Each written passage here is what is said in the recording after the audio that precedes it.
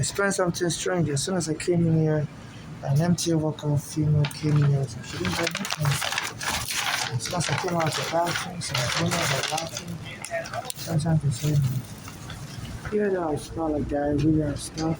They don't allow me to, to be able to fully evacuate in the bathroom. And somebody was laughing also while I was sitting in front of the fire. So I'm going to come back and get you later. Yeah, so they've been arresting homeless people and locking them up in the psych ward. So this is the Wayne Reed here. What's the address? Today's October 15, 2025. So they're making fun of people's medical condition. Empty over so yeah, they're constipated and stuff. And some of them will be making fun of me stuff. Like diarrhea and stuff. It's like they're on their Nazi movement.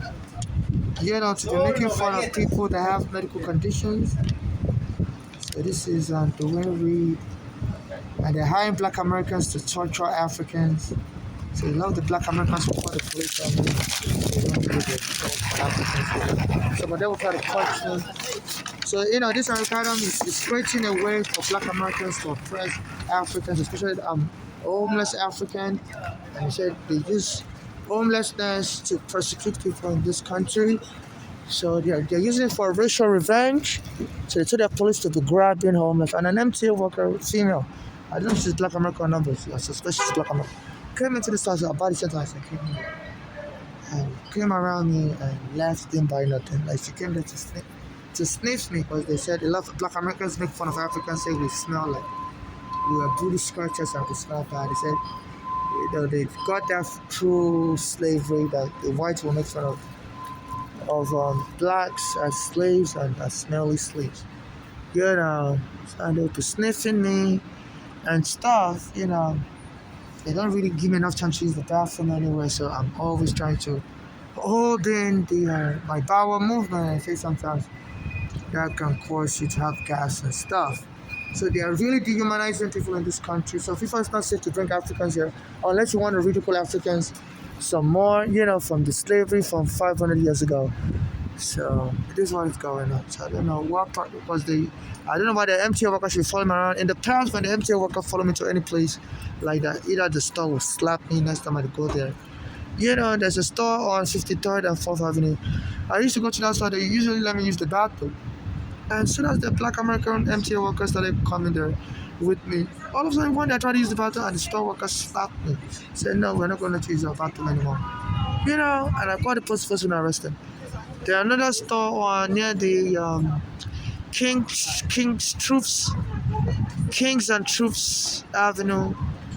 I forgot the name. It's on C train before Utica on the C line. I think it's called Troops Avenue. I used to go to that store to buy bags like this. And then the black American software workers started going there with me. All of a sudden, the store stopped selling me bags. I couldn't sell bags anymore. And at that time, I didn't have a card. So my bags would tear easily. I'll carry it on me. So I would go to that store. And all of a sudden, the store stopped selling me bags. I couldn't carry bags anymore.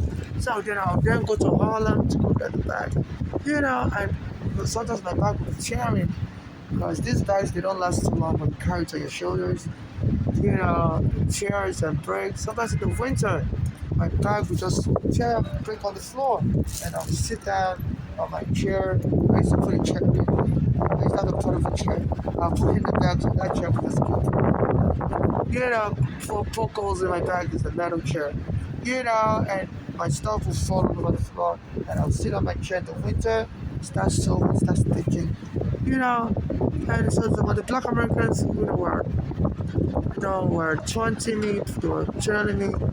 A lot of some black Americans even warned me that don't ever shop in Brooklyn. So anytime I go to Brooklyn, they try to terrorize me. Until they lock me up in the psych ward.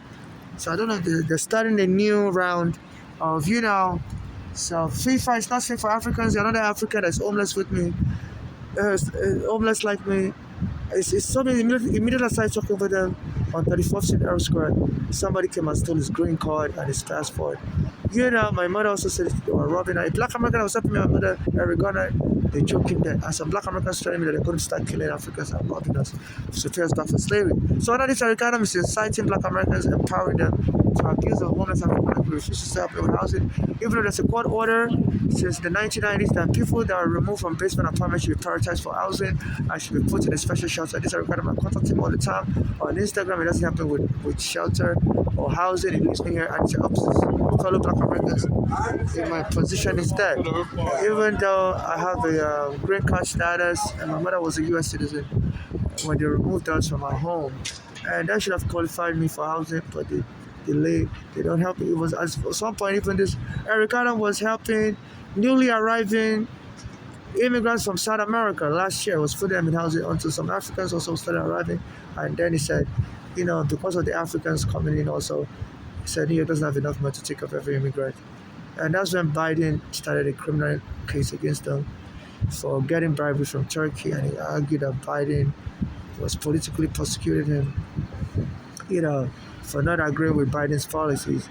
So I'm like the scapegoat, and Trump dropped that case, said he needs Eric Adams for his immigration policies, immigration enforcement, and some of the federal prosecutors said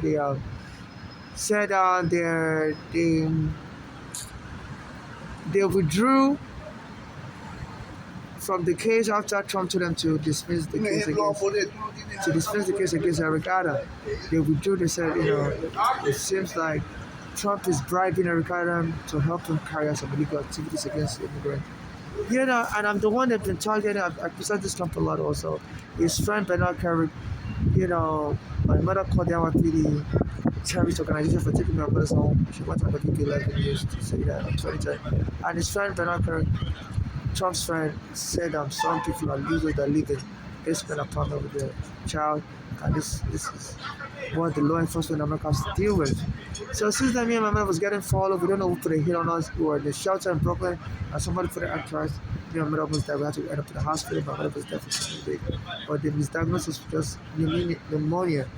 And they said it happens a lot in America that when they misdiagnose people. They say even in Harlem this year, 30 people perished from Legionnaires, but the hospital in Harlem was diagnosing them with pneumonia instead.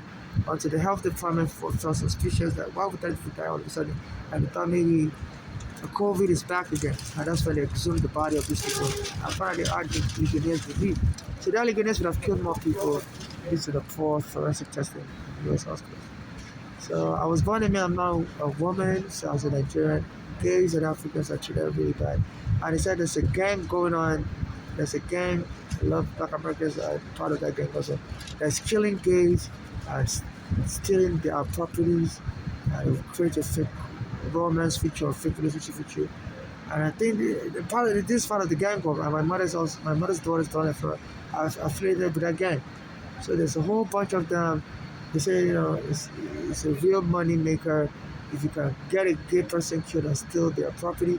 And I really don't have much, but that's why I think they want the police to kill me so they can then, claim they are married to me or to my mother's daughters, steal my property. So in case I'm killed or harmed, no family member or friend should inherit any of my property or I missed my state. Only civil activists like me that not deny me up the past, so I missed my state. I get just from my late mother, and that the rest of my assets should be donated to charity to those suffering in the field like me and my late mother, and those being deported by church will prioritize for charity assistance. And also, nobody should do a movie about me or any kind of documentary about me or any type of novel or book about me in case I'm killed or disabled, because I guard my image very judiciously.